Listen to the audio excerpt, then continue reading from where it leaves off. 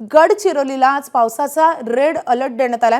मध्यरात्री झालेल्या ढगफुटी सदृश्य पावसामुळे गडचिरोली शहरातील तसंच जिल्ह्यातील जनजीवन पूर्णतः विस्कळीत झाले। मुसळधार पावसामुळे गडचिरोली नगर परिषदेचं पटांगण पूर्णतः पाण्याखाली गेले।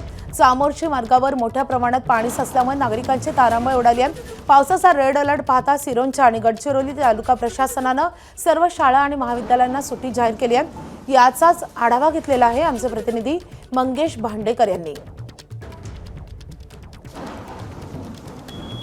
30 जुलै म्हणजे आज गडचिरोली जिल्ह्याला पावसाचा रेड अलर्ट देण्यात आला होता आणि मध्यरात्रीपासून गडचिरोली तालुका असेल सिरोंचा तालुका असेल जोरदार पावसाने हजेरी लावली। गडचिरोली तालुक्यात मध्यरात्री ढगफुटी सदृश्य पाऊस झाला, त्यामुळे गडचिरोली शहरातील अनेक सखल भागांमध्ये पाणी साचले आहे। आपण बघू शकता चामोर्शी मार्ग आहे, हा चामोर्शी मार्गावरील राधे बिल्डिंग चौकामध्ये मोठ्या प्रमाणात पाणी साचले असून या पाण्यातून वाहने काढताना नागरिकांची अक्षरशः तारेवरची कसरत होताना दिसत आहे।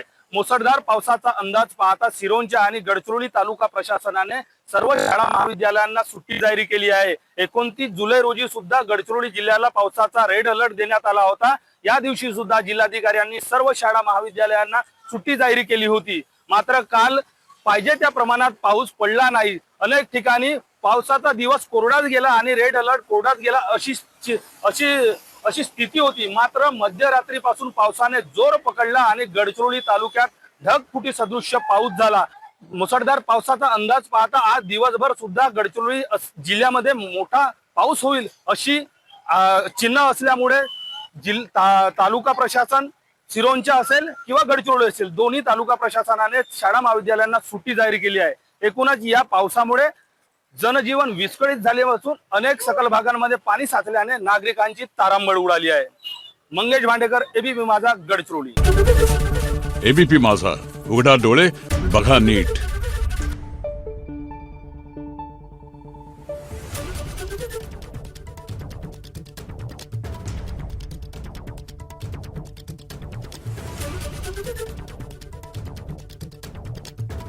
Thank you.